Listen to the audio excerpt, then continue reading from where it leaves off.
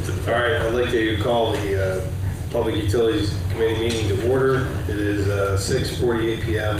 on October 26th. Please stand and join me in the Pledge of Allegiance and carry.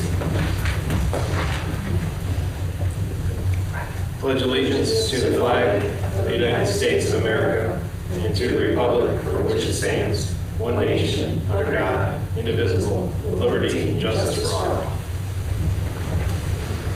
Good evening, everyone. Roll call. We have all three committee members are present. That's Bridget Cavett, Brian Thomas, Matt Gilman, Amber Rathburn with us this evening. See Mark over there too. But citizens' concerns. Do you have any of those this evening? Rita, nothing there? All right. All right, hearing none. Are there any objections to the meeting minutes of September 28th? No, I have no issues. All right, we'll stand approved. Sewer credits tabulation. Got your back. Tag team. Well, good evening. In front of you should have a list of the sewer credits that we have for this month. One at Fox Run, 1644 Fox Run. One at 407 Arrowhead. One at 1037 Hickory. With a broken sump pump, an accidental hose left on, accidentally left on a spigot outside, respectively, for $876.40, $77.95, and $48.65, respectively, for a total for the month of $1,003. That brings our year-to-date total to $5,932.81. All right. Questions? I do have one question, and it's not related to these in a sense, but I know we had an update about the fixed base system that's starting to come in. How are we going with that? I'm assuming this will help with hopefully avoiding that for other residents in the future. We met with our vendor, Nico. They are also our meter supplier. We met with them just yesterday. We are going to be installing our first unit. They refer to it as a gateway this month. And what we're going to do is run that system in parallel with our current system and see how it performs. And then the plan is month over month to add an additional gateway, up to 6 additional gateways, so we'd have a total of 7. And that would provide us around 95 to 98% coverage throughout the city. So this first one's only going to provide about how much coverage? It seems around 60%. It's going to be up on Fort Meigs Tower. We have an antenna up already. We have all our software set up, and we're ready to plug it in. All right. Any questions? Oh, great. Questions? All right, moving on. Fort Meigs ditch repairs and multi-use path. This is just, this item was on your agenda last month, and we have Brian Thomas here. We have that. I have that already. You don't need a copy. I can recycle it. So I think as we left it last time, we are looking for indications on a direction that both the service committee and the utility committee is comfortable with.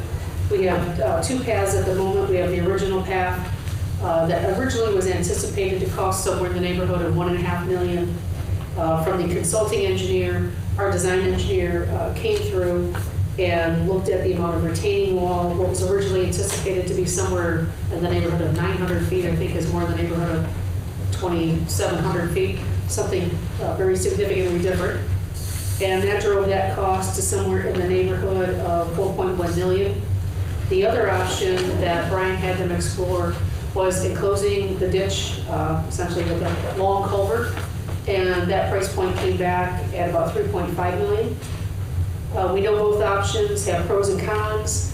There is a negative to both projects in that they all need to have vegetation removed on the west side of the ditch bank, but in the case of the enclosure, you would need to eliminate all vegetation, put in that culvert pipe, go back, fill in that remaining hole, seeded, but that would also allow us, as part of that project, to then also go back in and plant within the city's right-of-way in or easement, I guess, as the case may be, new vegetation and appropriate vegetation.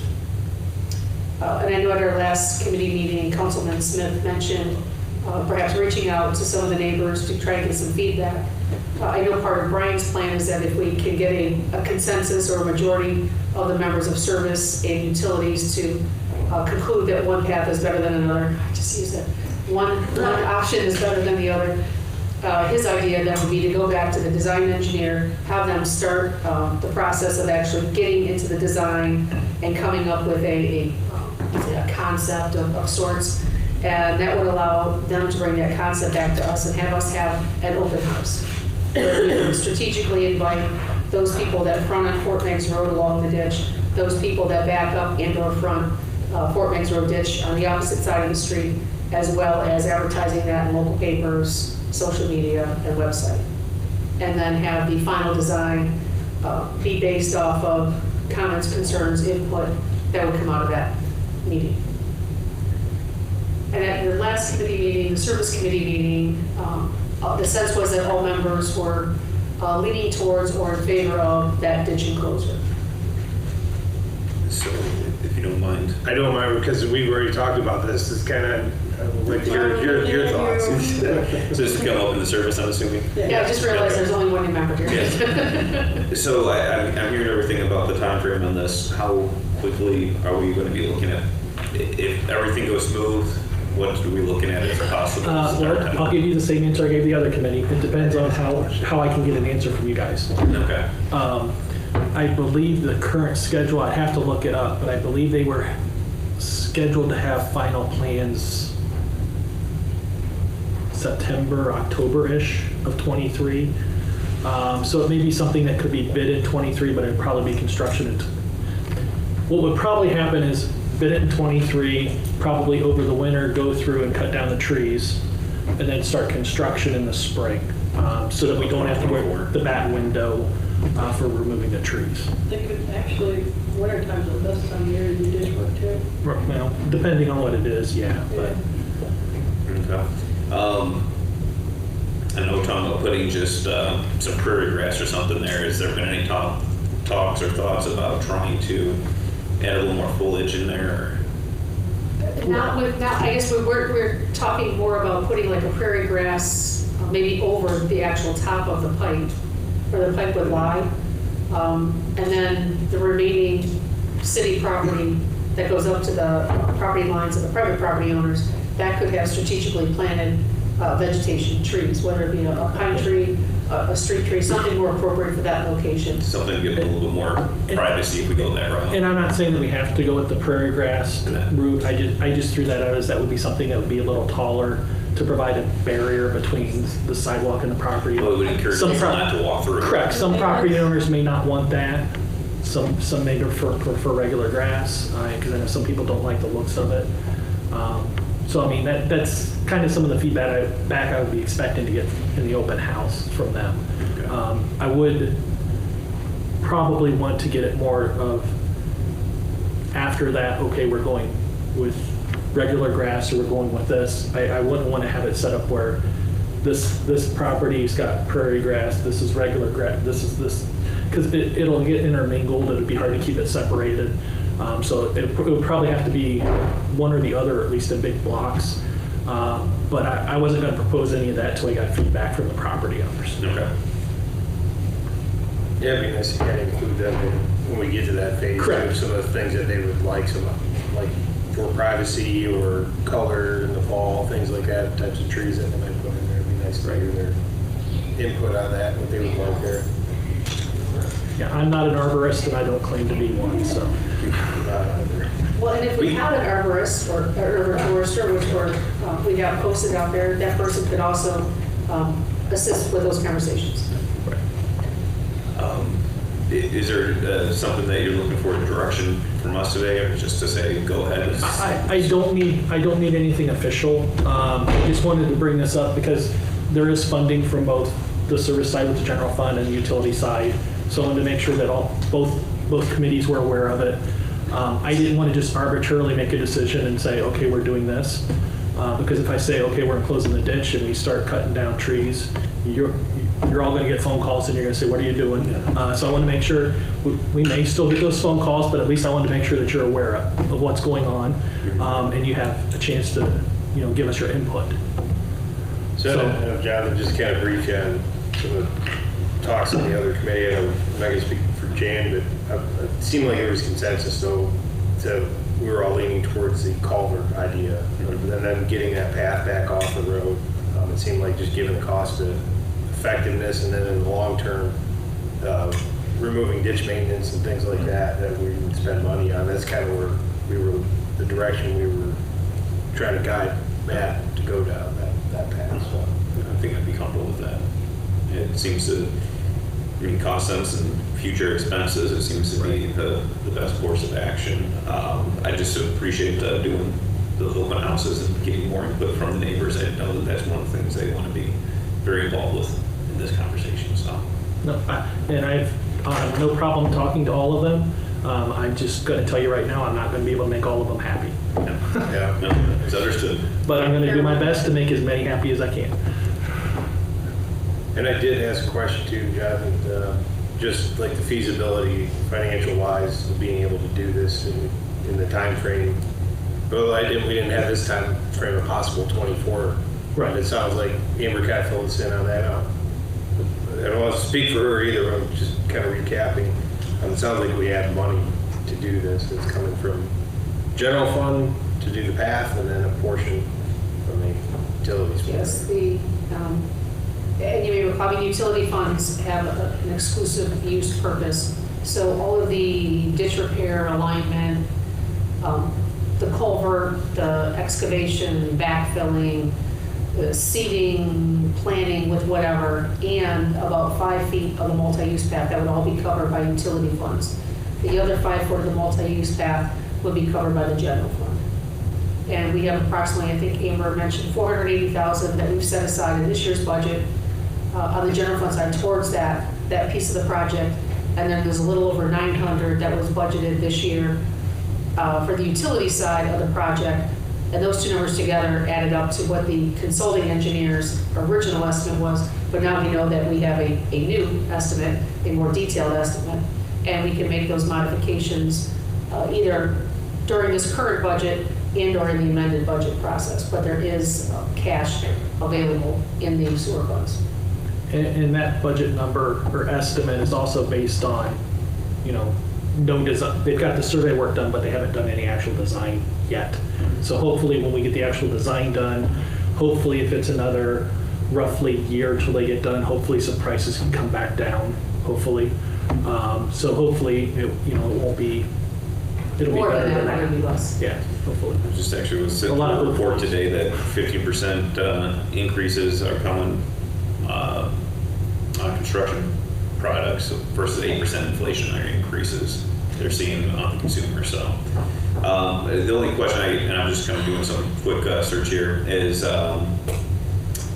just looking into some grant funding on that. I don't know if there's anything available for covering or doing some of the work, especially in conjunction with the path and The- replanning. The problem with that is anything that we have, I'd have to apply after the first of the year. Okay. And it'd be for fiscal year 27, which would be July of 26. So we wouldn't be able to spend any money until July of 26 if we went that way. That's the same. Okay. Sure. We can also apply, and if we decide to move sooner and they move it up, but funds become available, but No, that's not. that doesn't happen. It doesn't work that way. It doesn't work that way. As much as we'd like it to be. Yeah. Because if we were to obtain that funding, there's the very lengthy process for plan review Right. Okay. through ODOT. So Matt, do you need anything else from the committee on this particular topic? Sounds like you might have a direction. It sounds like Brian's good with that. Okay. All right. It's okay. I let it go the first time. What did I say? You You said can call me Matt twice. It's okay. Well, that's That's what how you're I look looking at at, Matt. Matt's Come on, Brian's man. trying to figure out. I was waiting for Matt to respond, and then Brian started talking. It was more of an insult to him, really. We'll go there. Apologies. So no, that if you're good with that, then that's the way we'll proceed. And like I said, we'll get something around. We'll let you know when we're having the open house because you'll all be invited also. So, All right. Thank you. okay. Thank you. All right, moving on to discussion on ditches and ditch maintenance. So I have more handouts. The handout kind of night. Are we finally? And Matt, I have a, I don't know if you wanted to, I didn't know if you made a hard copy or not, but I. None of that one. Sure. If you have one spare, that'd be great. I have it. There you go. Thank you. Is this a ditch maintenance program, Matt? So there's Yes. two different things going on here. So we have, this map was created by utilities through Nathan, our GIS tech. And it's color coordinated, showing what we currently believe, and I use the word currently, because from time to time we find, maybe the jurisdiction is not our jurisdiction, it actually has to be somebody else's jurisdiction. So color coded, anything in green, we believe is the city's jurisdiction. Yellow is the Maumee Watershed Conservancy District. Purple is ODOT. Blue is Wood County Engineer. And red is private. So this was updated, I think, just a couple weeks ago by Nathan after a conversation, I think that Kate, myself, had with Matt and Lauren. When we found out something that we thought was ours really wasn't ours. So this is as it stands today. And as we update this, we will try to make sure that we keep the utility committee informed of any modifications or any new information that comes about. So, and one of the reasons, one question I have is this came up actually in the cemetery. So all that is considered the cemetery's ditch to take care of. Correct, because it is on cemetery property. And that's what I just wanted some clarity, because I know initially it was showed that it was public, and Correct. There's some work that the cemetery wants to do, and I just want to get clarification that that's not going to be a problem for them to go into to clean anything up in there or anything else. No. Not from our standpoint. I mean, if there's certain things that they are required to do, notifications or permitting, then they would It's have just to really follow clean the up some process. trees or anything that fall. But yeah, that was the latest change to this map. The one question I'll ask with that too is, since it is a quasi-public entity itself, as they're going through this, if they have a question, I'm assuming the public utility would be more than happy to help out to ensure questions to do ditch maintenance questions. Hopefully, the public utility will be willing to just answer some of those and help them out. Yeah, we can answer any questions that you have. Okay. And we could even give Stephanie a copy of our ditch maintenance guide, if that would be helpful to Yeah, her. I'll reach out to them tomorrow and let them know. Yeah, go ahead and just Great. start taking care of stuff, and there's some guidance, some assistance that you guys might be able to offer when it comes to what to do and how to handle it. And Sure. so, because I know that we're going to start working, on the southern triangle there, doing some additional things as well to eventually turn that into a family estates down there. Right. So then the second document we handed out is one that was put together by Matt's office, and Matt can certainly speak to this. This is a product I think that either Lauren or you and Lauren put together. Lauren Rush is our stormwater program technician, and she, along with some help of some interns this summer, did an evaluation of all the ditches and streams within the city. And they came up with a criteria of the good, the bad, and the ugly. Sounds like a spaghetti western. Right. It's one of the betters. What we see here is a listing of the sewers that are in good condition. What we're talking about is how well does it perform hydraulically, what level of sediments are in the bottom of the sewer, and what are the conditions of the banks. In good, just to run through it real quickly, we have Grassy Creek, the Crandon Brook outlets, Locust Street along Municipal Park, the cemetery south from western property line to West Indiana, and Three Meadows with Little Grassy Creek Boulevard at the confluence of Grassy Creek in the city park. So those right now, those don't need any attention. Everything always needs a little haircut every now and then just to keep things flowing smoothly. But those are in fairly good shape. Moving on, the next series of ditches she has labeled as bad. Those are ditches that we probably should have on our radar screen. They aren't in imminent failure. There aren't any blockages. There aren't any restrictions in the flow path. But Davis Overlook, that's one that we're actually going to be doing some work on this fall, removing trees that are in the flow path. Echo Junction from the railroad to Taylor dealership, 5 Point Brookhaven along Fort Meigs Road, or to Fort Meigs Road, 199 from I-75 Echo Junction, Fort Meigs Road from 5 Point to I-75, 5 Point from River's Edge to Shallow Ditch, White Road, Eisenhower Park, and Echo Road. What kind of is a little bit of a restriction here is based on the map that was handed out. There's only so many areas that the city can get in and address, and some of these we have done some work already, as you'll see in the notes there. And then flipping to the last page, those that are ugly. Again, this is based on amounts of sediment that were found in the flow line, the condition of the banks, the amount of debris that's hindering flow, how well the stream is operating hydraulically. So then in the ugly, we have River Crest from Watermill to River Road, Fort Meigs Road north of I-75 to Sutton Place, 199 Tower from Schreider Road to I-75, 199 from Post Office to Echo Junction, Little Grassy Creek from Maple to the front of the junior high, and then the cemetery from west boundary to the end of the cemetery property. These were all found to, again, have hindrances of some kind, whether it's trees growing up or trees falling down in their flow paths.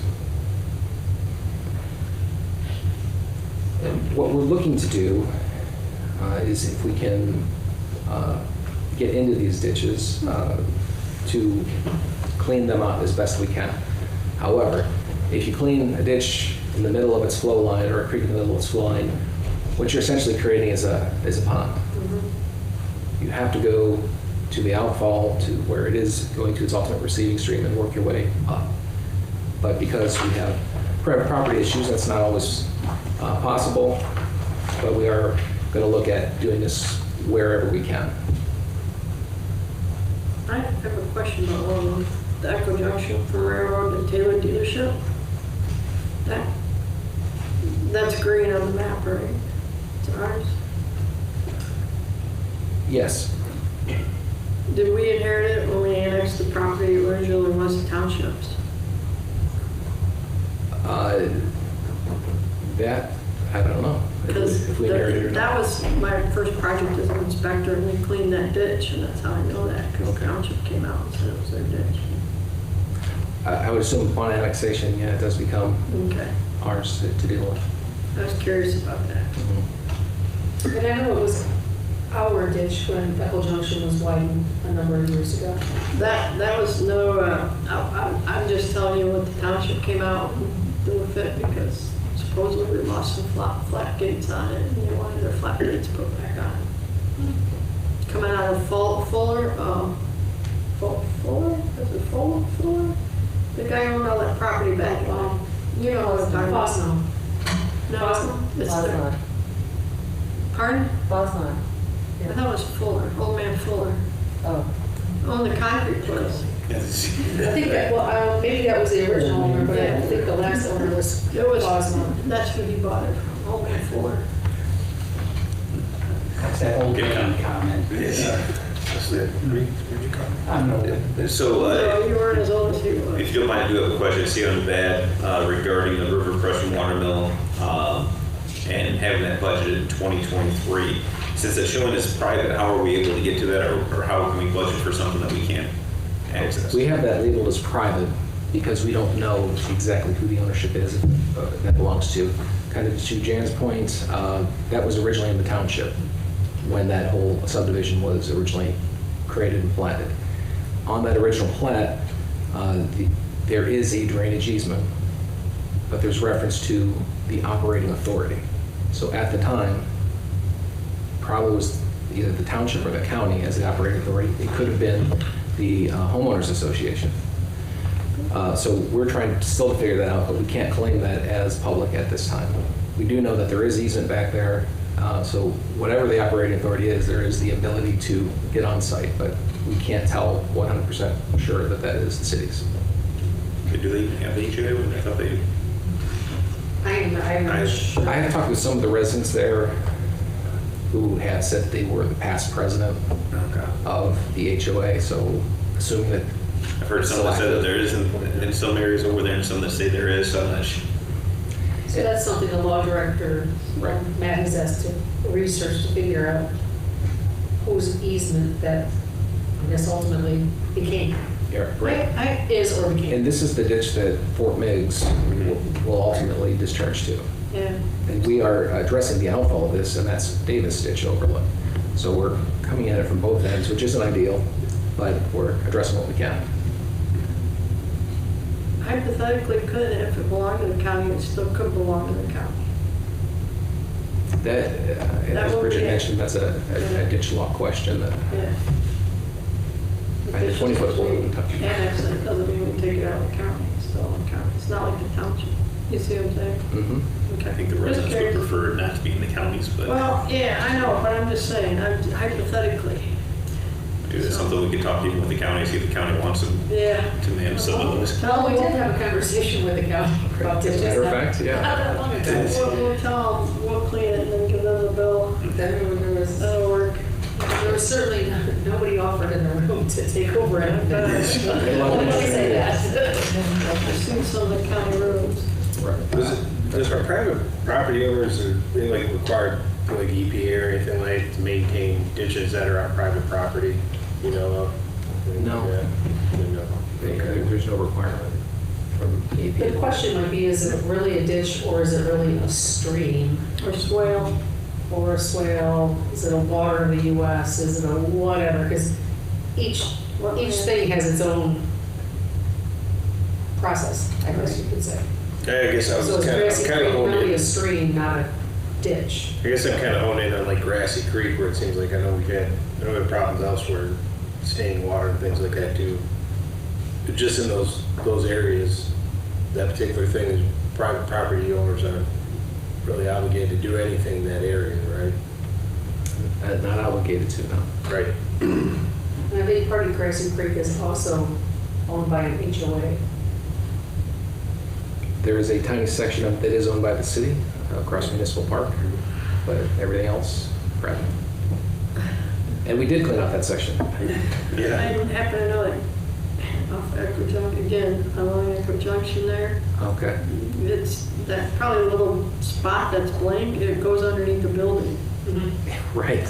We came across that when we were doing our work. We've never seen that before. Neither of us. There's also the part, I think, when I was looking at the map last year, up by 795 there, right? It looks like it's ours, on Grassy Creek. Or is That it little 23? section? Yeah, there's like a little section, like right in the middle there. Was that along the junior high? Are we talking about the far eastern side? No, yeah, it looks like it, yeah. That's a section of White Road that we addressed recently. You're talking about right here. Yeah, I remember, I think there was a little lot This of would be there a- last, or earlier this year, I should say. A long-term plan, and I'm not sure even the feasibility, I'm just gonna throw this out there as a thought, is the houses that come up for sale along Grassy Creek, if the city buys them, changes the easements, and then sells them real quick. There's still a lot of demand to buy property, but that's just, that's the amber shaker. But it would be a long-term situation that may take 40 years to gain control of the ditch, and it could be a nightmare of a situation for finance in the county. Interestingly, we have a sewer that runs right through there too. Yeah, do we? Sanitary sewer, right. Okay. So There's gotta be some sort there is of, something that's there. No, there's not. there's nothing? Okay. Yeah. No, it's just not. Are there temporary easements, like private property, like if we were to get permission? I know, I think. You we have, you kinda- actually have to go and obtain those temporary easements, temporary construction easements from each and every homeowner. Each one. And if Or anywhere where you want to access their property. then you can have one person deny it, and then you won't be able to do that section. Blocked off. Yes. But it could be a 40-year plan to buy the homes, change the easements and sell them. If you play the long game, that might be the way to go. But I will say this, we have been very successful with our crews, getting equipment in. They really did not have the level of experience to do this, and they figured it out, how to do it, and they've done a very good job. And we look to do more of this in the future. So we'll be looking to get some additional equipment to help us out with that effort, rather than renting it. You know, that's probably our biggest problem is Grassy Creek and just trying to. Which, it's funny that the part that runs under the building doesn't really have that much of an issue as much as Right. in fact, it might actually help the downstream issue by slowing up the rush of water and a lot. It's a super enclosed ditch. Yeah. Anyone else have anything on this? Thank you, Matt. This is great information. Appreciate that, thank you. Is there a way that we might be able to send this to all of council too? Yes. Okay. Because I know that there's other members in council that are interested in this. I'm very glad that we did this. This is one that we do.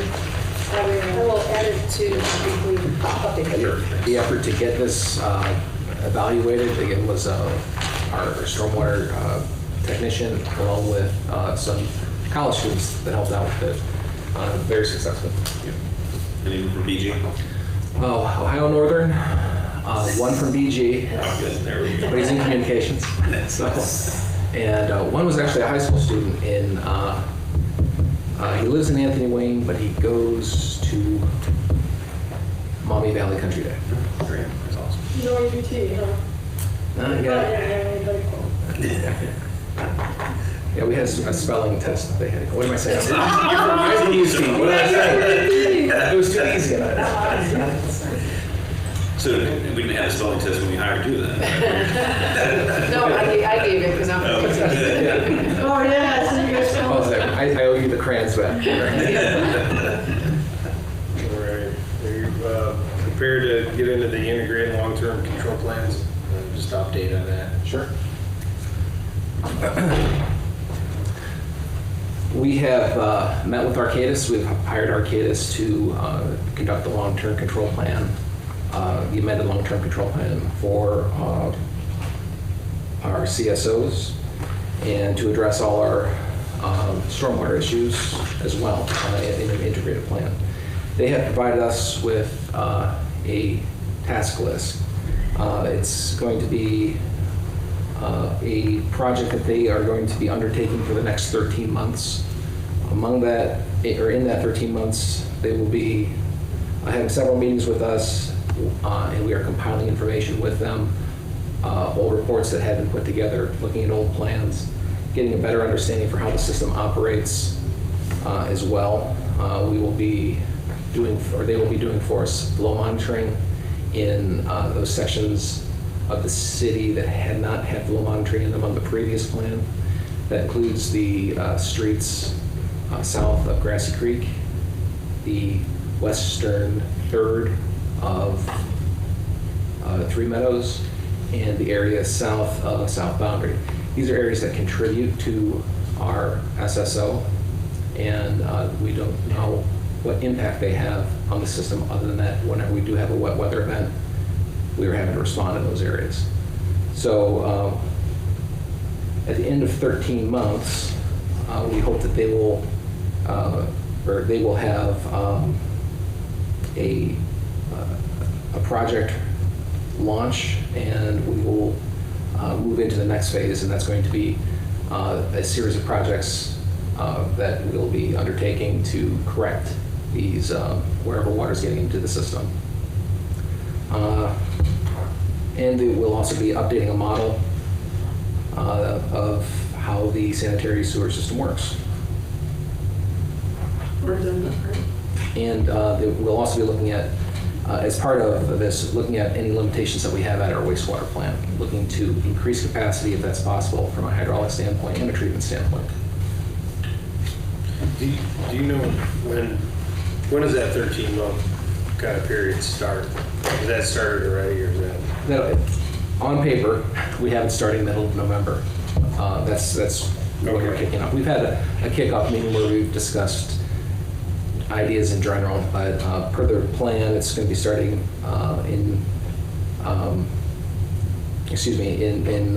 in September was when we had these, but we will have it wrapped up November of '23. So starting this month is when we are at the official start date. This is, I'm guessing, when you're not gonna have to wait till the complete study's done, like if you find a major issue or something like that, do you anticipate having to address certain items along the way? I think things will come up that we'll discover, but if you might be getting at, will we have projects along the way that'll address things? No, I don't think that's not going to be in the cards. Okay. We won't be able to construct something, just as an example, construct a storm sewer on a street without understanding what the full impact of what that would be. So at the end of the 13-month period, we'll have a model that's run, we'll have data that's been collected from flow monitors, and we'll have a better understanding of how all of this works together. They'll be looking at the system holistically, not just the central city, which is the oldest section, but looking at the other areas of the city that all ultimately flow to the wastewater plant and how those contribute. We'll also be getting a better understanding of what our neighbors, the Northwest Water and Sewer District, are giving to us, because we have a partnership with them. We take a lot of the flow from the area, the corridor along 20 and the neighborhoods around Shawnee Junction and Swing to the north. That ultimately flows to the wastewater plant, as well as flows out on the western half of the city. All contribute into the plan. I guess I was just kind of thinking along the lines of, like, you recognize some issues with flow and you find there's like a collapsed line or sewer or something Well, like that. that's a great question.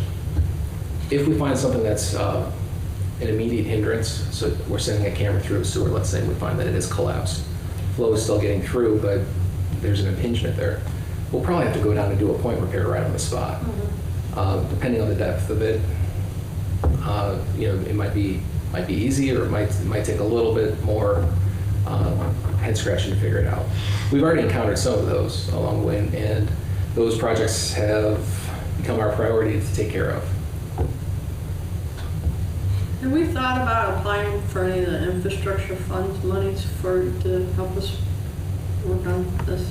Yes, we had a meeting with, actually, down at the EPA. This past Monday. Yeah, this past Monday, to look at all our different funding options. In my experience working with OPWC in Lucas County, it's a different animal than it is here.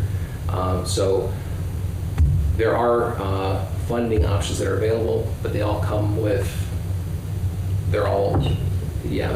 everybody's got a little bit different a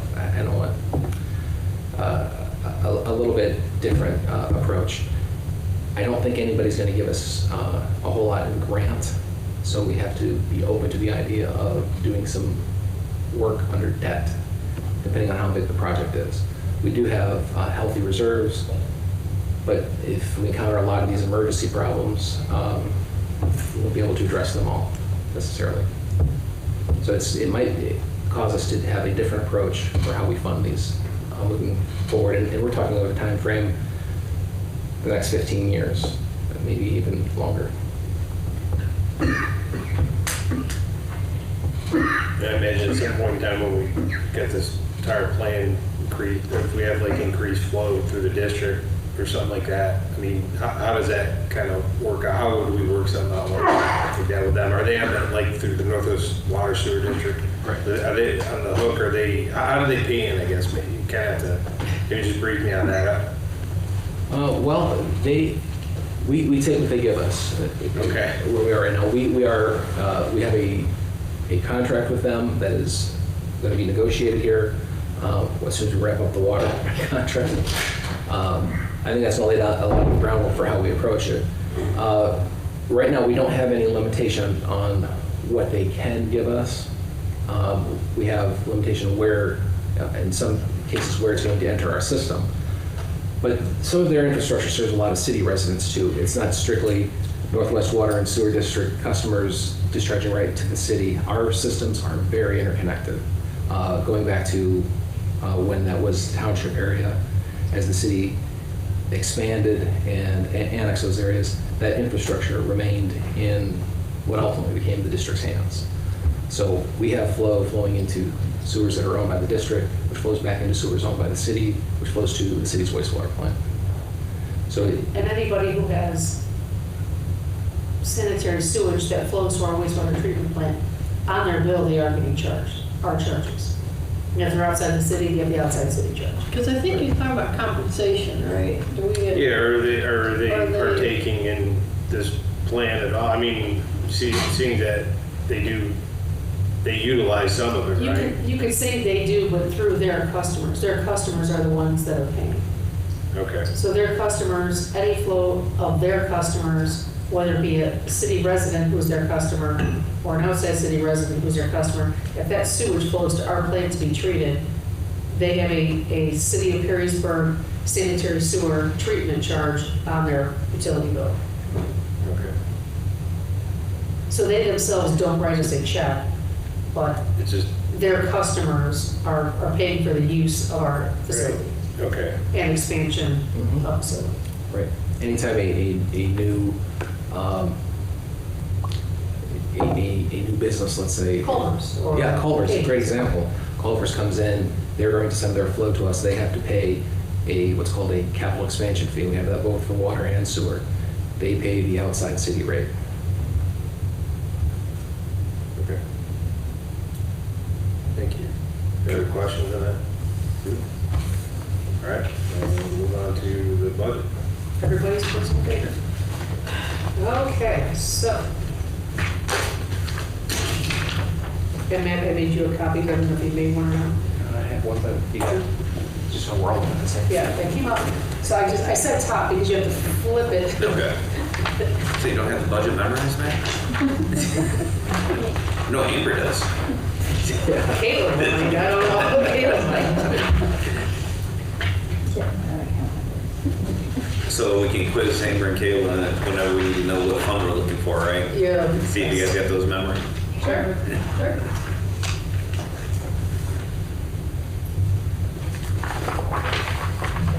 Well, and I mentioned at the last committee meeting, and I will be your benefit, Councilman Smith, at one of the committees the last evening, there was the question of, liking the detail sheets and wanting to be able to compare them to the 2022 budget detail sheets. So I can be sending those out tomorrow to all of council, all of the department division detailed sheets from 2022. So if you want to try and compare, contrast, you're able to do so to a certain extent, because we have to keep in mind that Amber and Kayla have appropriately classified certain expenses into different line items that we're used to seeing them in. But you'll have that ability to kind of look at some of those. So that will go out tomorrow. So these numbers all are a little different because they have a 5 in front of it now.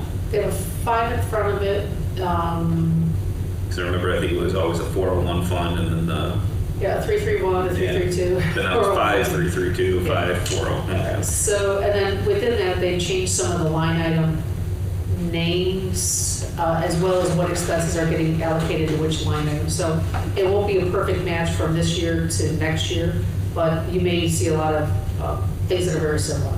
But we'll send it out in case you want to take a look at it. But I'll turn it over to Matt. All right, well, how would you like to go through this line by line or in general? Or if there's anything. Up to the chair. So you just can't go through it, Joe. I mean, as we're going through it, I'll look at it, I mean, if there's any questions as we're going through it. Sure. Yeah, just kind of hit the highlights. I mean, So one quick question before you dive into this, because I actually have the actual budget summary, and I see that somebody, I'm assuming this is broken down, I'm looking at Amber, further from what we see in the summary, correct?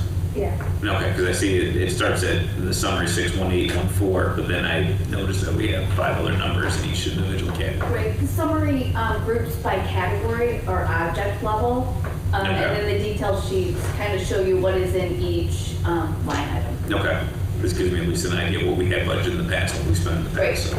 Yep. Well, to start then, at a high level, as we mentioned, we have that 4-digit code in the front, 5331. That represents the water operating fund. 5332 will represent the sewer operating fund. That will include, sewer includes the collection system, the wastewater plant, and storm sewer.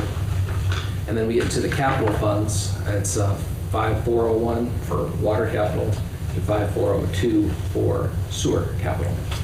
Again, with the breakdown in sewer of the wastewater plant, the collection system, and the storm sewer system. So in 5331, we're dealing with water.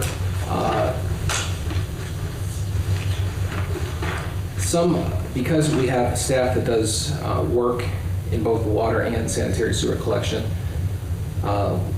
we have split those funds in half. You'll see that. Okay, I was that gonna ask duplicate. you, like if you're building repair Right.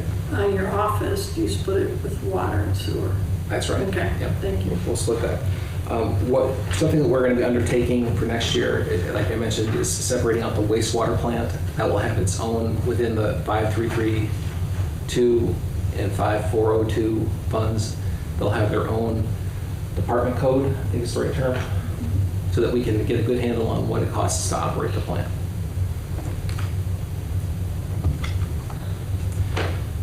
On the first page, the big ticket item that we see there is the purchase of water. The city purchases water directly from the city of Toledo, and we purchase water with the district as a middleman through there. And we also pay out of that particular fund, we pay what's termed a wheeling rate, a wheeling charge to the district that covers the O&M costs back to the point of the interconnection of our systems.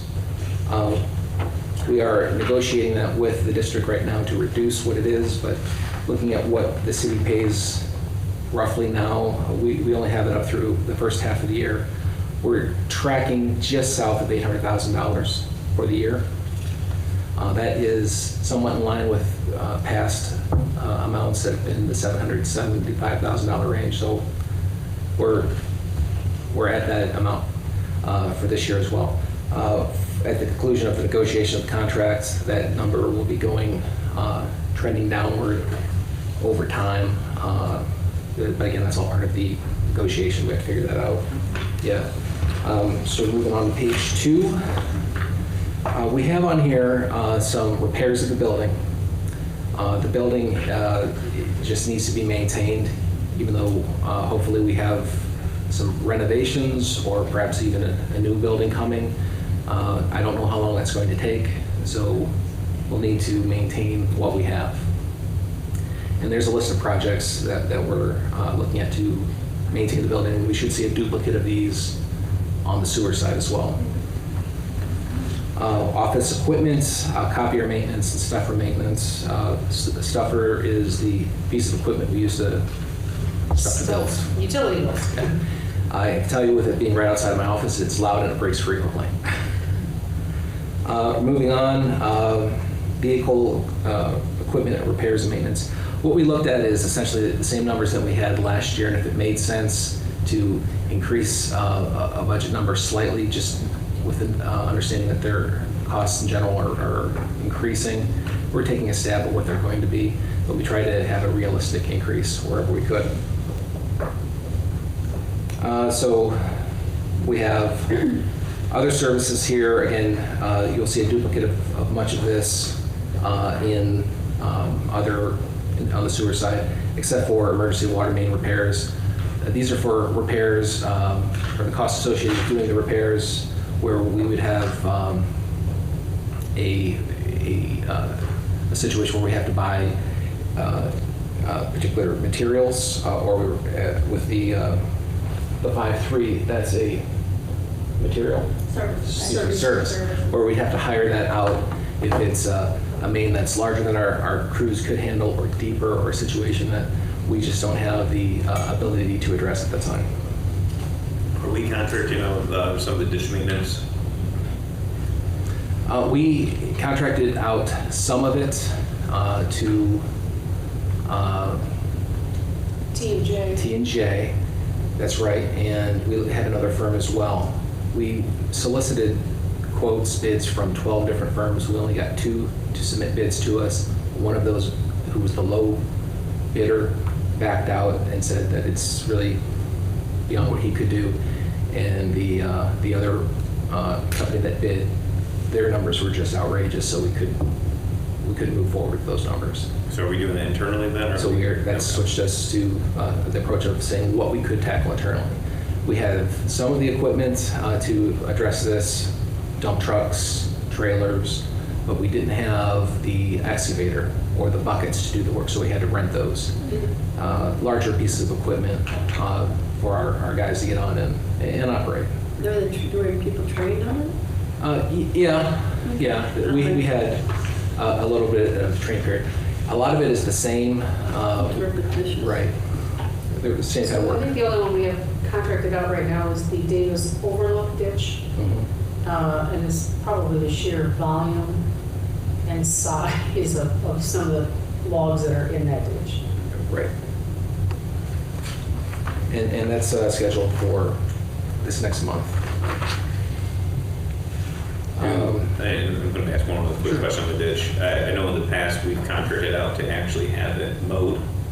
I don't know if that's something that you guys do, or does that come out of service? In general, the plan is, the theory of the plan is that the utilities department will take care of the flow in the ditch. So if any obstruction gets removed, maintenance of the ditch, mowing, that would be service. Okay.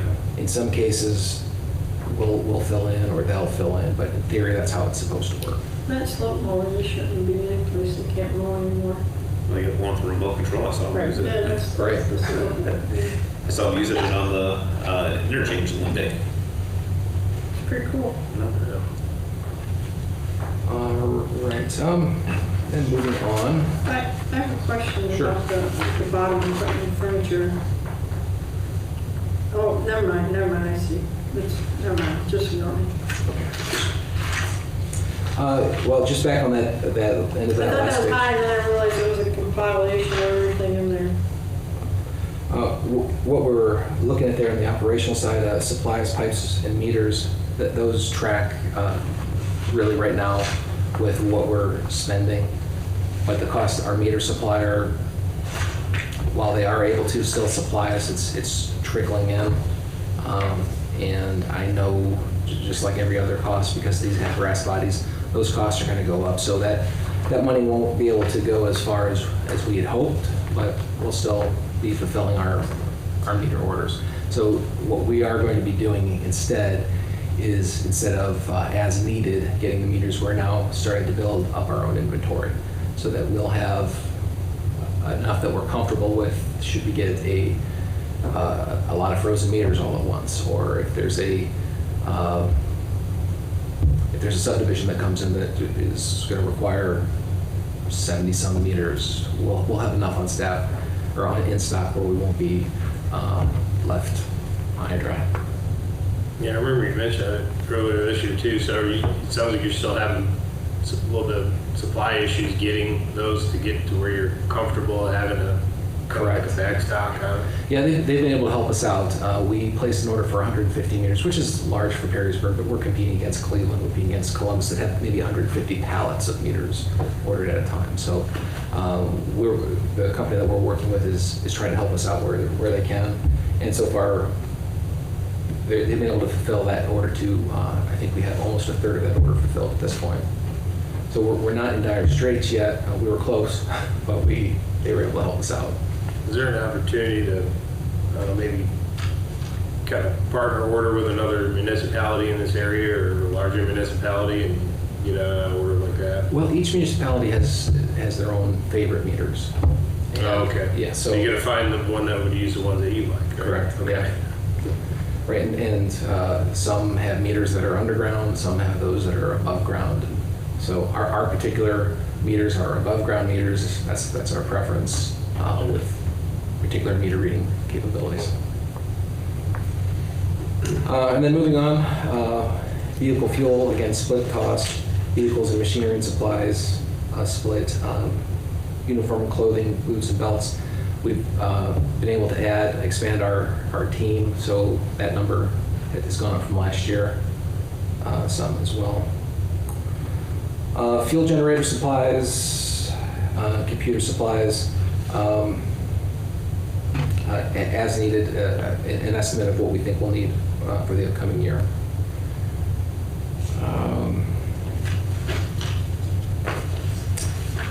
And if we flip to the next page, we get into the collection and wastewater plant. The department number that you see there, 61826, references the sewer collection system. So the wastewater plant will be 61815, which we'll see later on as well. So again, membership organizations, utilities, communication services, postage, we're sending out the bills, legal fees, janitorial services, and there we see the duplicate, or the pairing of the Building A repairs that we're planning. And continuing on, again, the same with office equipment, vehicle and equipment repairs, and operational services, uniform rentals, CCTV is a sewer televising operation. We have one, but sometimes ours, either it's broken or it's used somewhere else, and we need to get a crew out to help us out. Emergency repairs, we discover collapsed sewer, we have to address it immediately, a point repair. SCADA, that's the telemetry, that's how the system talks from one piece of equipment to another. Root control, we do have on a annual basis a contractor come in and apply foaming agent to roots that have worked their way into the sewer system. Right now, we've only been addressing the sanitary sewers, and what that can do is it can cause blockages in flow and backups, but if we are able to stay ahead of that, we can reduce those.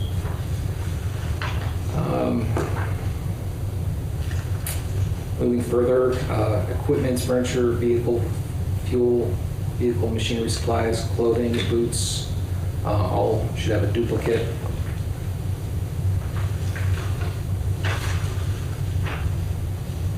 And flipping on, plumbing supplies, electrical supplies. These are the components that, working on a pump station, we see that we need, we have to run off and get whatever fittings or pipe we need to make a repair. That's purchases our crews would make for that work. PPE, it's, we never know what exactly that cost is going to be, but we want to make sure that we're prepared for it. Gorman View switchgear, that's talking about the electrical components of our Gorman View pump station. Landscape supplies, miscellaneous supplies are in that category as well. Moving on, just we have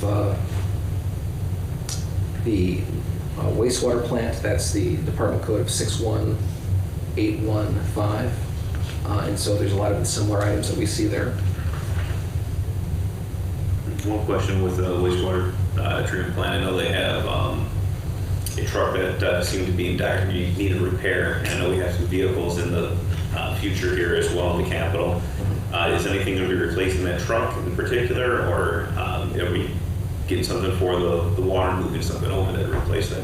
Right now we have a pickup truck, a bead on a pickup truck for them. Okay.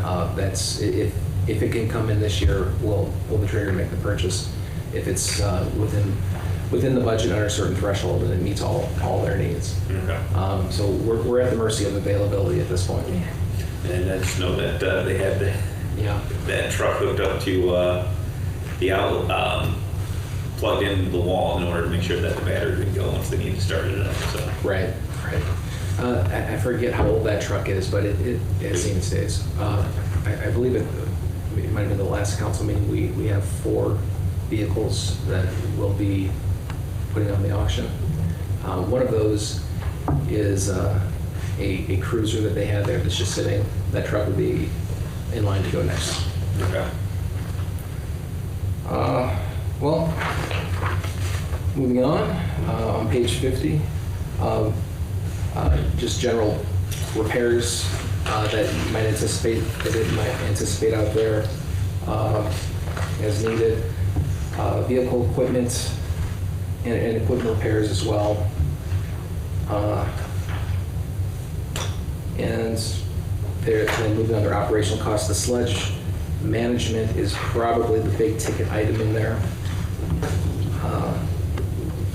We are looking at, I think, letting out a contract again for that for next year, I think is the plan. And it's typically a 2-year contract with the single year option after that. All right, any questions so far? No.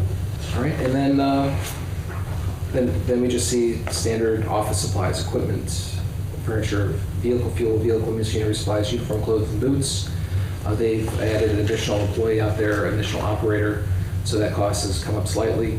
And then we move on to the next sheet, and we're getting into the storm sewer department code. That's 32955? 62955. Okay, should be I told you guys to have it all There done. should also 629. Okay, yeah, just making sure. 62955. And the big ticket item in there is the ditch maintenance we're looking at. Other services at the top of 52, is the stair at 199, Locust Street. Yes, Those are more. those are the ditches, Oh, maintenance of the okay. ditches in those Okay, areas. thanks. Sure. You'll see in there, 199, we are just using that as a reference point. That's from the tower to the post office, Yeah. that whole area between. So I know that this is a relatively newer fund or matter. Speaking, I know the sewer collections is a new one looking at the summary here because there wasn't anything in the past. Are we moving all the ditch maintenance over to the stormwater management? Was that in any other line item, budget line in the past? Because I know it's a big change.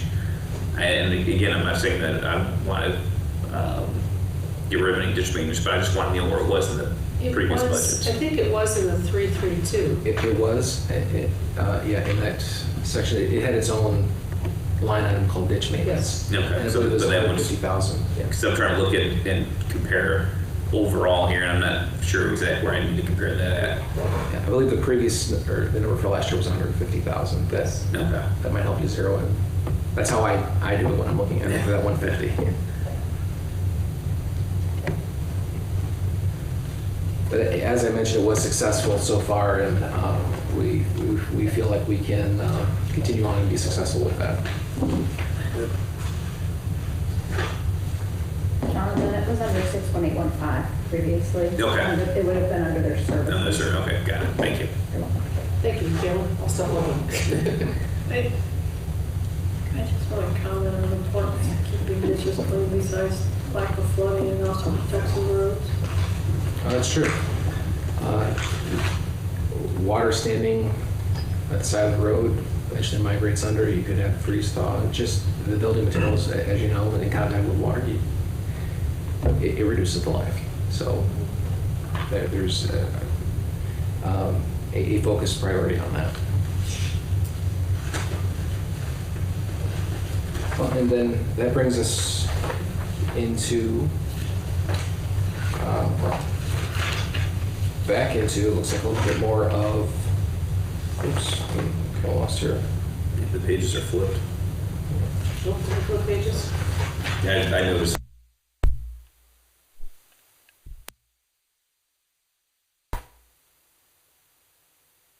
Some operational materials. If you have any questions about that, big ticket items here are polymer, ferrous chloride. Those are supplies that we use on a regular basis. We're doing, I don't know if we discussed this pilot study that we're doing out at the plants right now. It might reduce our ferrous chloride cost overall. I think the city spends around $60,000 a year on that. We might be able to reduce that by half, perhaps a little bit more. And what that study is looking for biological removal of phosphorus. That's the idea. We have ferrous chloride to help as a coagulant, and it creates a larger amount of solids that we have to handle. So it's not just the chemical cost, it's the actual manpower and equipment wear and tear costs that we're having to deal with. Operating the press, all the electric costs associated with that. And I think that brings us to the end of the sewer collection and the wastewater plant. I'm sorry to interrupt you. Are you buying an excavator? Or is that? I'm sorry, I didn't hear. Buying an excavator? I think we have that in capital costs. Yes, 401. Yeah. 541. Before we move on, I know the I&I Clean Water is a separate fund. I was looking at it through here, and let me get to the right one. Maybe I'm looking at a different one here. No, I think I'm trying to keep up with everything here, and I don't think I actually have a question on this one. I think I have a question on what is it? Are we in this one yet or not? No, we're not in the one that I have a question on, so I'll get to that one. So the page numbers have me thrown off as I'm trying to follow through. Yeah, no problem. That's So on the next one, I have a question. When we get to page 53. page 53. Okay. Yeah. Now we're in the capital funds here for water. Yeah. And we see the excavator, and we see a vac trailer. It's not just for a vector, it's also a valve operator. We are required by the EPA to do a lot of maintenance on the system that includes operating the valves, flushing of hydrants. And this is going to be a piece of equipment that helps us out with that. We have one right now, we just recently refurbished it, but we're going to be putting that out into use in the system for other purposes. We have to identify where we may potentially have, or what the material is coming in for the services, whether it's a lead service or a copper service. We'll be hydro excavating down on either side of a valve box to determine what that is, whether it's copper, lead, galvanized pipe, and we have to report all that information. So what we're looking at here is the vehicles that we think that we need, the equipment that we believe we'll need: a crane truck, 2 pickup trucks, split between water and sewer, and a water service truck. Right now we have a singular service truck that works for both sanitary sewer responses and water responses to avoid any chance of kind of contamination. We think it's probably a wise investment to have a truck that's dedicated to strictly water service and one that's dedicated to sewer service and pump stations. That way we don't have to worry about any equipment that might come in contact with sewer work that had taken place. Then we have a series of projects here that we're looking at. We have a 5th and 6th Street water main replacement. That design is about done. That's going to be about $1 million project. East 5th and 6th? It crosses Louisiana. It starts around Walnut. It's in the alleyways. Yeah. Yeah. So yeah, in the alleyways between or just north of 5th, in between 5th and 6th. And then the eastern boundary of it is roughly Hickory Street. So it's a rather long run. Hickory to Walnut. Yeah. Because like I said, they just did Walnut to Mulberry not too long ago. In that, on 5th and 6th Street? Okay. We have a plan within the city where the plan is to reduce or to replace all 4-inch mains. I'm not telling you anything you don't know. So that project began roughly 10 years ago, and the city's about halfway through it right now. Replacing old cast iron mains, 4-inch mains with new 8-inch PVC. What that does, in addition to providing better flow to residences, it provides better fire protection. Right now, you wouldn't necessarily have the coverage that you would like, and with these new services, or this new mains going in, we'll have increased number of fire hydrants and better flow.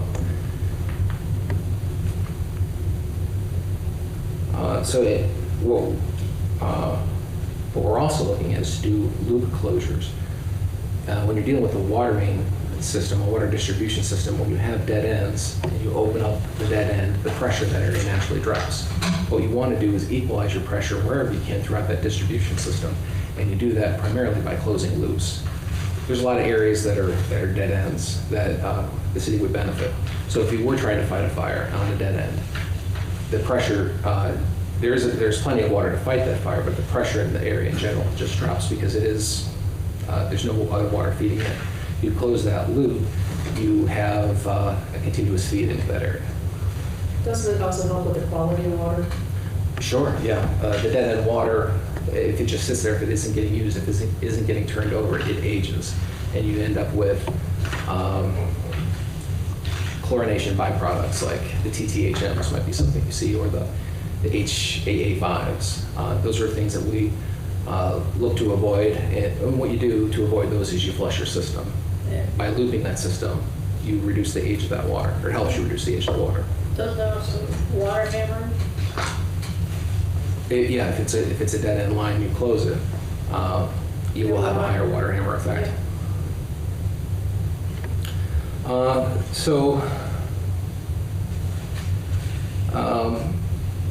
Setting aside some funds for future tank rehab, oversized reimbursement. This AMI is the fixed base system. It's the next phases of that, rolling that out.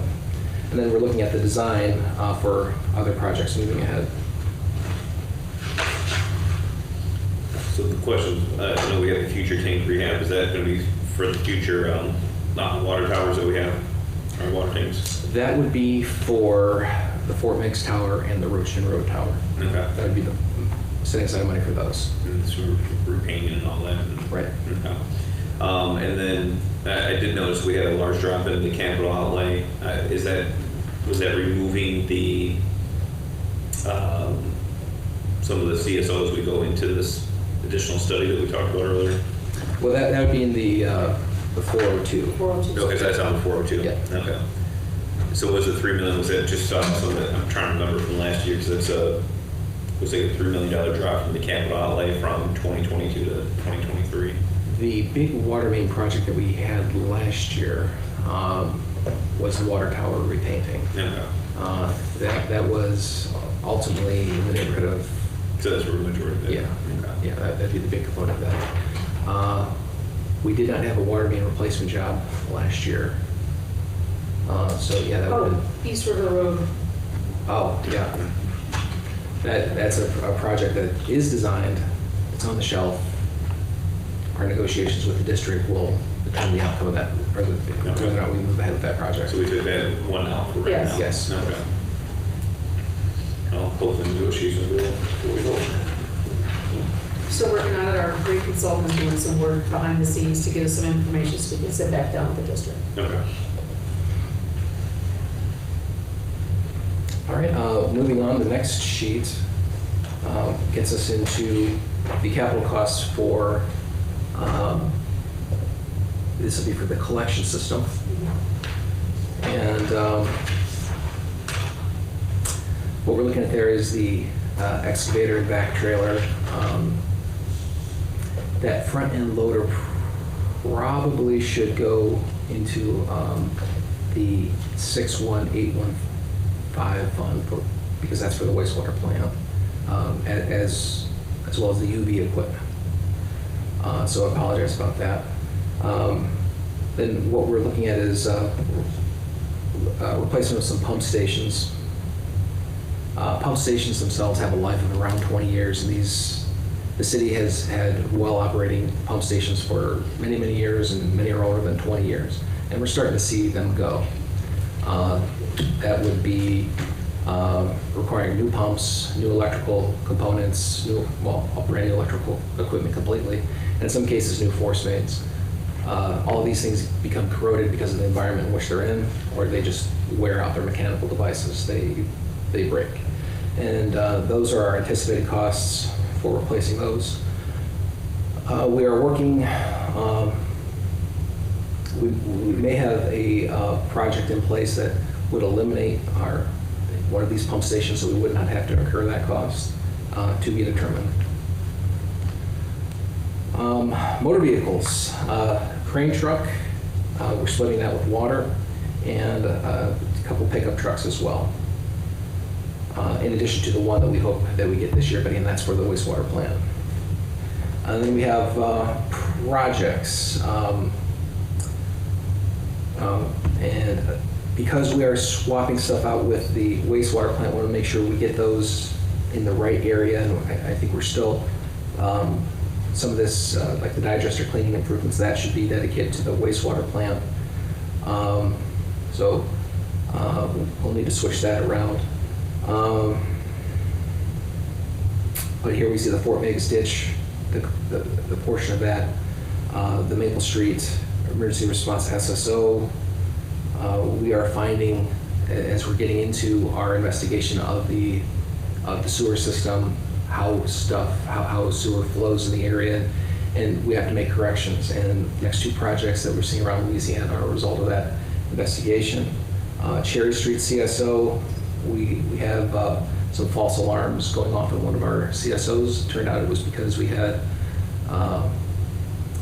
what we believe is a sump pump that was discharging into that chamber and causing alarms to go off. We relocated our flow monitor so that's no longer happening, but we are going to be taking that stormwater just out of that area completely, out of that chamber completely.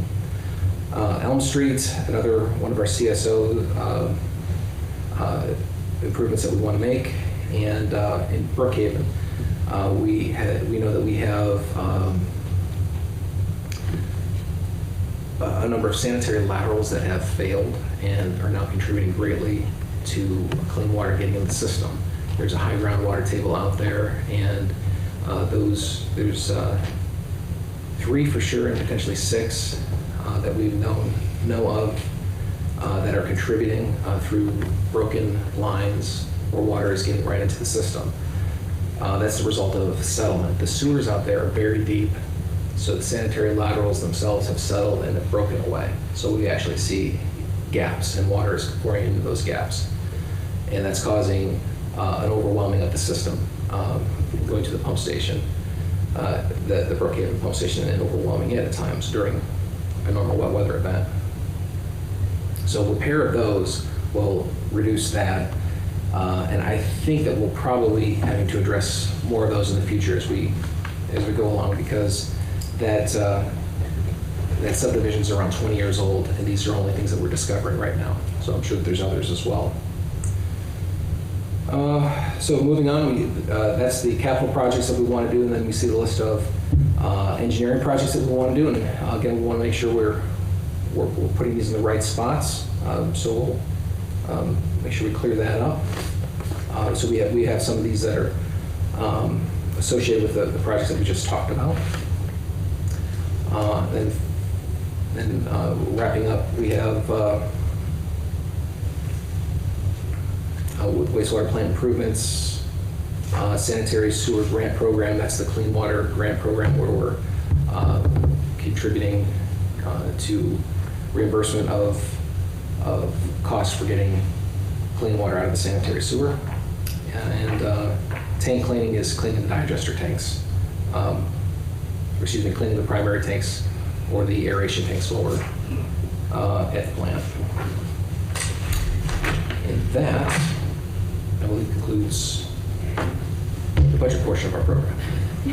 Let's see, a couple questions on the digester cleaning improvements, and I'm looking at like the Maple Street SSO. What are those? Are those something newer, typical? We're looking at like $2 million and 2.5 million in those particular projects. Can you kind of just kind of give me a rundown on what those are? Sure. The digesters are a part of the anaerobic digestion process. Those are those big yellow tanks that you see if you go out to the plant. What's happening in there is they're breaking down the solids. What you want, those solids eventually get, as part of the process, you're draining some of those off, some of the solids off, and putting them back into the system as part of the biological process. Or once they've been digested, it's called waste activated sludge. It goes to the press and it gets pressed. Right now, the plant is what's called a Class B product, and it pushes that Class B product out onto a drying bed. So those tanks, on normal operation, should be cleaned about once every 5 years, depending on their size and what kind of flow you have coming in. This plant here, it's primarily domestic waste, so it's a very steady flow. We know what's going into it. So it's a very consistent flow. So once about every 5 years, maybe 4 years, would be sufficient. I don't think that they have been cleaned in the last 10 to 12 years. So this is a big ticket up front item. We're also going to be doing improvements to the digesters and the digester process. In general, we have Jones and Henry hired to among other things, make improvements to the digesters. New roofs, relocation of the flare, improvements to the process, how we're going to function operationally, moving solids from one tank to another tank. So that's the digesters. The SSO is a one-time project, the Maple Street ER SSO. That's a project related to our NPDES permit. It's a component of that. It's a requirement that we get that eliminated. That's our priority to get that done. That is going to be a project that's part of that whole list of projects that Arcadis is going to come up with at the conclusion of their integrated plan. Again, a one-time project. Okay. What we want to do ahead of time is get water out of the system. As we get water out of the sanitary sewer system, it reduces the impact on that emergency response SSO.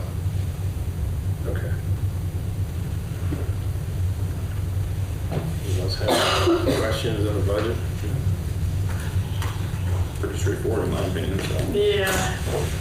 And we plan on having it on your agenda for the next committee, just in case any additional questions Cross come it up. up. I get very dismayed at delayed maintenance of equipment, whether it's a truck or a building or something like this, because that is preventative maintenance and it saves money in the long run. Because when you finally do get around to doing this stuff, it's going to cost more than if you've done it every 5 years. You're going to have to do it And you're eventually. going to have more damage that you'll be paying for. Yeah, for stuff like this, I'm always of the mind, I'd rather do it under a controlled situation than do it as an emergency. Because when you're doing it as a controlled situation, you can think things through a little bit. If you're doing an emergency, you're going to miss something. And you look at it in hindsight and go, well, how could we possibly miss that? Well, you're trying to solve this problem and things were blowing up and spraying everywhere. Putting out fires costs more than just preventive maintenance in the first place. Very true. Is there anything so when you're going through the budget, anything that you had to maybe chop out or potential think you might be able to include down the line, or maybe if you didn't spend money somewhere else, you might be able to maybe get something that you wanted that you had to cut out? Do you anticipate adding anything over the course of next year? Well, I can't think of anything. When coming up with this, we kind of went through that process already. So I'm sure something will come up that's exactly what you're talking about. But I think we filtered already. Okay, I just didn't know if there was anything and you looked at it like, well, hey, maybe we can put that off for another year, or, you know, kind of things like a wish list thing, like that may come up where you may have money for it next year. Or, Well, there's not a particular item, but I have a feeling as we get into the system, both the distribution system and the collection system, we're going to find that certain areas need a lot more attention than what we anticipated. So it's not so much a wish list, but it's sort of waiting for the shoe to drop. There's going to be some. In fact, we did just find when we were trying to do a simple sewer tap, a connection on 7th Street, and tying into a sanitary sewer east of Louisiana on 7th, and the 10-inch concrete sewer was crumbling. So there was no way to get a good bite on that pipe. So we ended up having to replace section by section until we just said, all right, stop, let's get a look at what the condition of the pipe is. And we found out there's collapses in the pipe. Flow is still getting through, it's the high end of the system, there's not a lot of flow, but I guarantee you there's a lot of other stuff like that we just haven't discovered. The bad or good part of all this budget is it's totally self-sustaining. No money from the general fund. That's true. Thank you. Matt's willing to take it. Sure. There's. I don't know that Amber's willing to get it. No, We're going to be doing more work on the stormwater side, so that's something to discuss ultimately is how we do fund that. All right. Do we start talking about a stormwater utility? Yeah, a lot of places have one. Very fairly common. Yeah. you may have anything for other business? Yeah, just a quick follow-up. I know I reached out to you on this, Bridget, and I know 5 Point Road is going to be closed due to some sewer work. And I'm just kind of curious how the notification, and this was brought up to me by several neighbors, when you have roads closed, how do we notify the school transportation? The city engineer does. So I wish he was still here. Yes, Is that- I contacted him and he's like, yes, we absolutely contact schools. They usually there's usually a list from my experience. Yeah, he typically sends out, and I think he sends out a separate one to the school, but when he knows there's going to be closures like that, he notifies internally, he notifies department heads, but they also notify the school. Okay. That was a question I promised I was going to follow up on, just to make certain that we get that. And I think also the contractor does as well. Okay. That's part of their responsibility during pre-construction. Great. I have something else I want to ask you afterwards, so. But I'll be here. that's it for me. Does anyone have anything else? Nope. That's it. All right. No objections, we'll adjourn. Thanks. No objections. Cool. So I'll show you this.